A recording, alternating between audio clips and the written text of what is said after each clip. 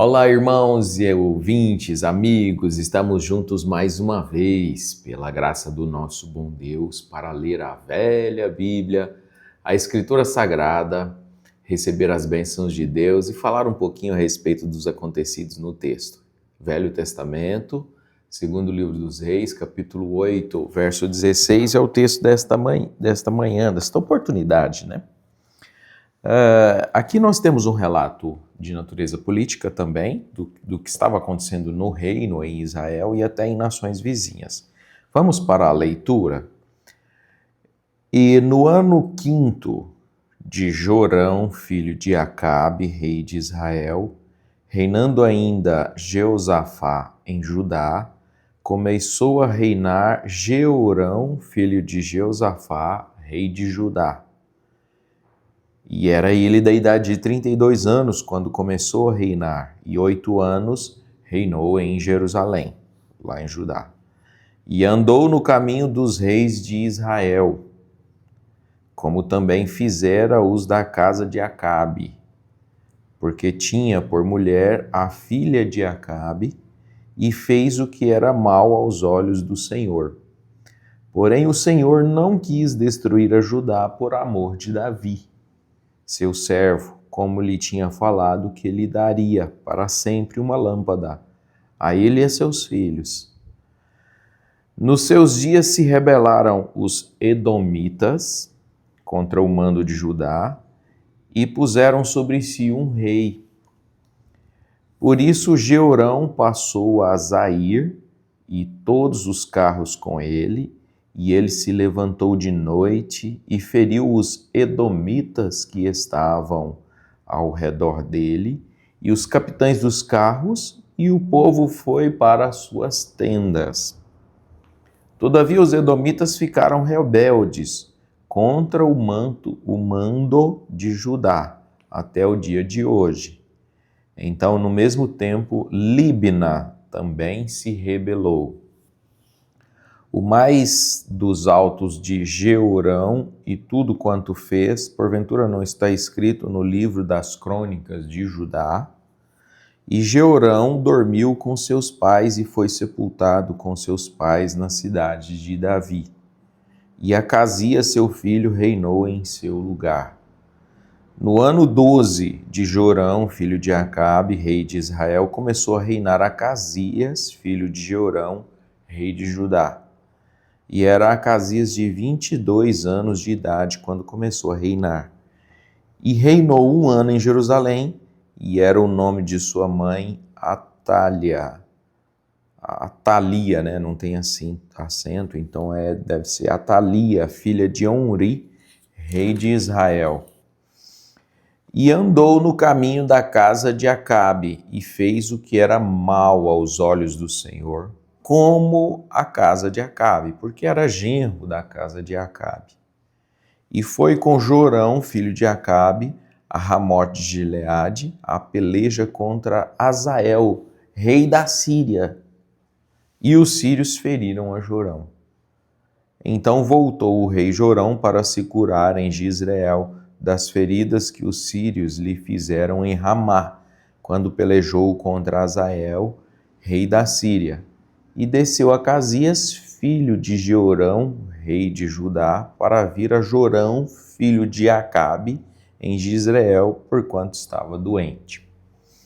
Bem, aqui terminamos a leitura do capítulo 8. E eu mesmo, lendo já por várias vezes esse texto, é muito fácil confundir, pois os nomes são muito similares, inclusive tem nomes repetidos aqui, e também um grande número de lugares. E tudo são bem distantes assim, da nossa realidade, do nosso país. Então, a gente confunde muito fácil. É um texto, na verdade, difícil de guardar os acontecimentos. Vou tentar passar assim rapidamente, sem cansar a mente a respeito do acontecido mesmo do texto, mas a gente precisa voltar aqui para uma lição para nós, para o dia de hoje, tirar uma mensagem individual, cada um para si, com o seu coração. Mas o objetivo é a leitura, né? Então, deixa-me falar assim, enquanto acontecia os capítulos 4, 5, 6, 7 e até essa parte aqui do capítulo 8, Israel estava dividido, como os irmãos já têm percebido na nossa leitura, metade para cima chamado Israel, metade para baixo chamado Judá. E a história ficou focada no livro dos reis, primeiro o livro dos reis todinho e o segundo livro dos reis até agora, só em Israel, só na parte de cima.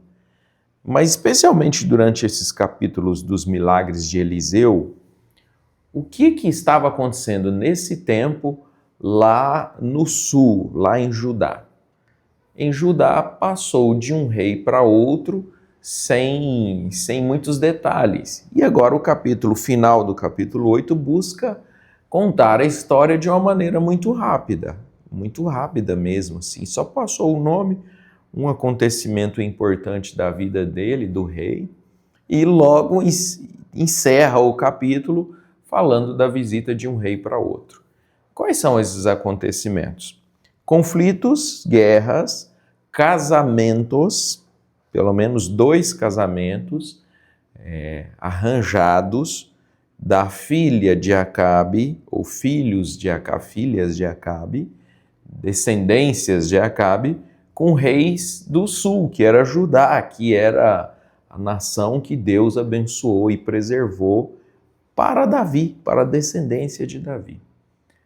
Então, os acontecimentos que acontecem aqui são para narrar isso, a mistura através do casamento e o comprometimento também das 2 nações, uma extremamente idólatra, que era Israel, com Judá, que ainda preservava a adoração em Jerusalém ao Deus verdadeiro. Então houve uma mescla, uma mistura nesse tempo. E aí, juntamente, o capítulo descreve algumas guerras, consequências da desobediência, da incredulidade, da infidelidade cultual, dos cultos para com Deus, infidelidade. E aí a gente percebe os edomitas e depois percebe os sírios de Hazael, reinados por Hazael. Agora vocês lembram que Hazael foi o rei que está na leitura anterior, que lemos na última oportunidade. Hazael foi aquele capitão que matou o rei, que o profeta olhou no rosto dele e chorou, porque via o futuro, quanto aquele homem seria mau. Então há 2 guerras registradas, uma contra esses sírios e outra contra os edomitas. Lembra que Edom significa vermelho, que foi o nome dado a Esaú por causa do prato de lentilhas? Lá atrás, quando Esaú mesmo era irmão de Jacó e trocou o prato de lentilhas pela primogenitura, e o caldo era vermelho, e a partir dali ele passou a chamar Edom, e toda a sua família passou a serem edomitas. Pois então, era um parente distante, mas era um parente de Israel, distante no tempo, né? Antes das 12 tribos, talvez uns 250 anos antes. Pois bem, esses parentes se rebelaram. É claro que havia um subjugo, eles estavam sob o comando de Israel, de Judá, e aí deu guerra. Agora, isso são as consequências na história que vai levando, no decorrer da história, vai levando assim, o pano de fundo das nossas histórias, vai levando assim, a gente vendo os resultados. Agora, deixa eu voltar aqui, depois de comentar isso aqui. Aliás, eu até anotei aqui uma referência da mensagem da era de Tiatira, e eu até deveria ter procurado para saber o que o irmão Brano, o profeta, fala. Possivelmente algo bastante interessante a respeito dos caminhos do rei de Israel. Está no verso de número 18. E eu tenho uma notinha escrita na lateral da Bíblia, levando para Tiatira, página 205 e 206. Então, se é página, provavelmente é aquele livrinho azul que é uma exposição das 7 eras da igreja, Tiatira, página 205 e 206.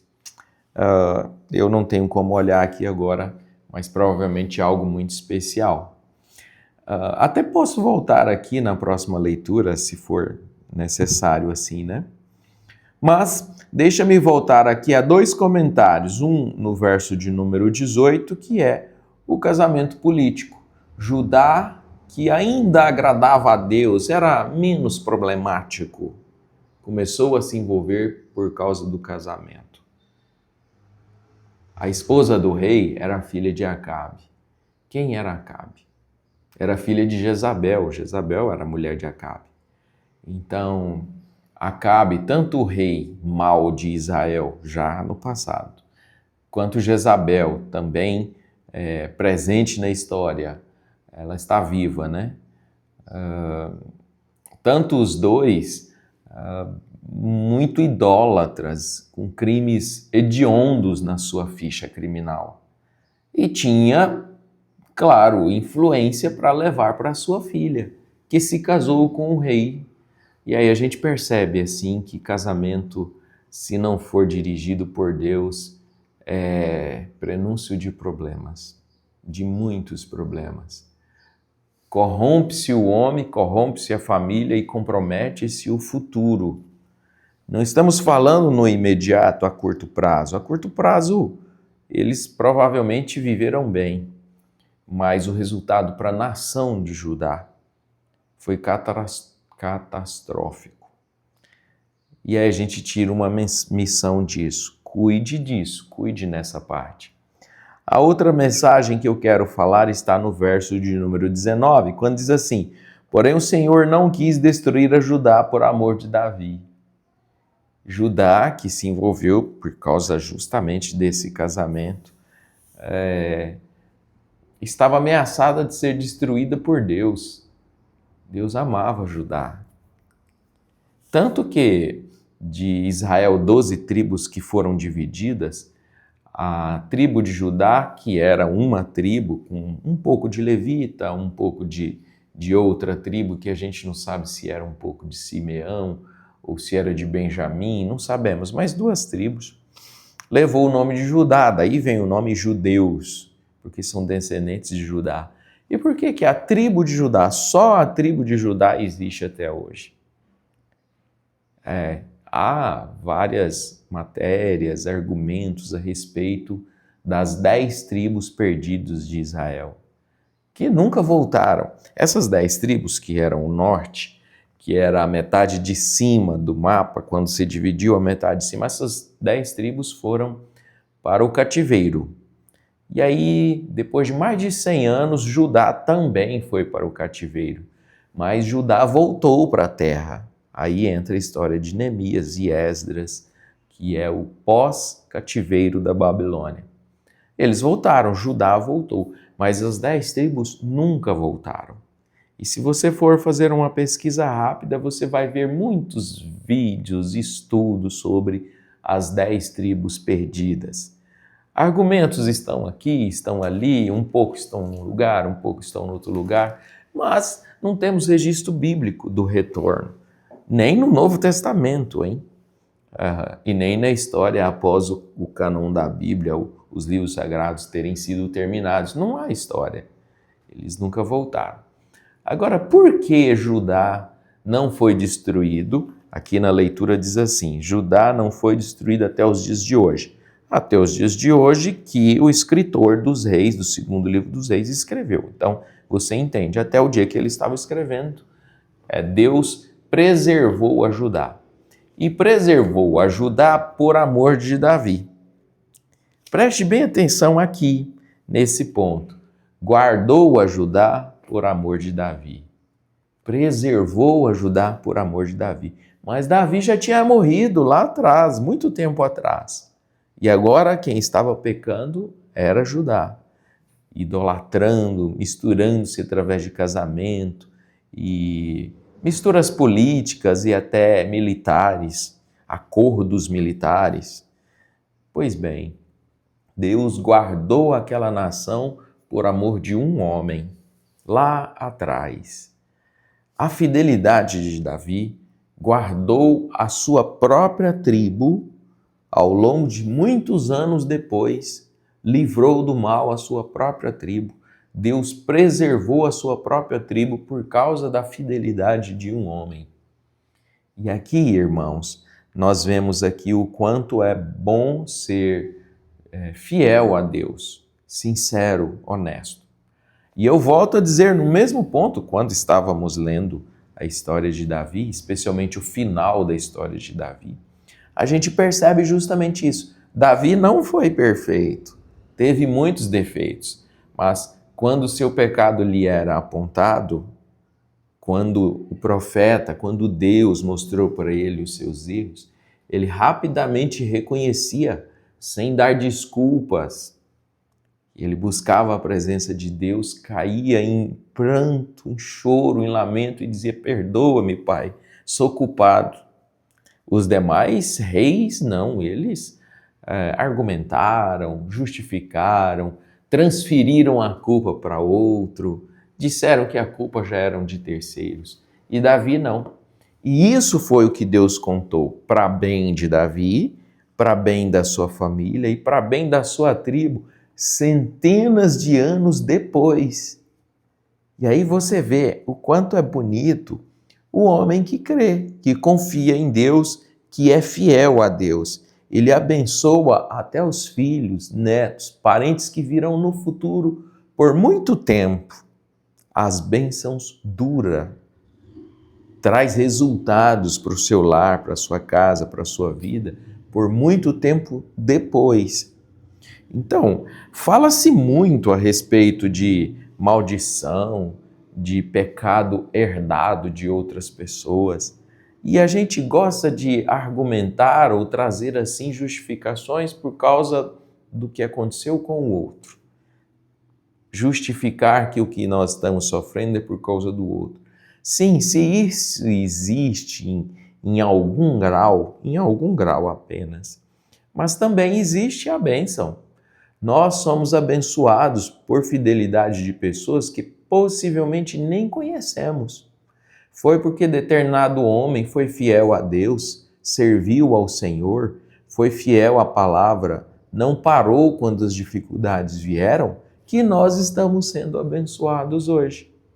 Homens que vieram antes de nós, que tiveram fraquezas, lutas e etc., mas não abriram mão da fé, nem da mensagem, nem do profeta, não abriram mão, e aquilo trouxe bênção física, geográfica para o lugar e para a sua descendência, para a sua família. Então é de dar graças a Deus por causa do que vivemos, temos, recebemos hoje, de pessoas que nem conhecemos fisicamente. E também nos leva ao entendimento de que a fidelidade com Deus vai gerar bênçãos que nós nem sabemos quais são no futuro, para muitos que ainda virão. Guarde essa mensagem aí no seu coração para hoje. Mesmo esse texto aqui, difícil de guardar, Jorão e Acasias, aqui nós temos 2 Acasias, viu? Não se pode confundir o Acasias de Judá com o Acasias de Israel. Isso é um detalhe. E os nomes dessas cidades aqui, aqui tem no 21 tem Zair, no verso 22 tem Líbina, que é um lugar também perto dos filisteus, e Edomitas e tal, e tal, e tal. São vários nomes, mas guarde a mensagem da fidelidade com Deus. Gera resultados. O que nós estamos recebendo hoje, resultado dos que vieram antes de nós. Que Deus abençoe o seu coração. Continuamos a nossa leitura amanhã, se o Senhor nos permitir, já indo para o capítulo 9. Deus abençoe a todos e até a próxima oportunidade. Com Deus, gente.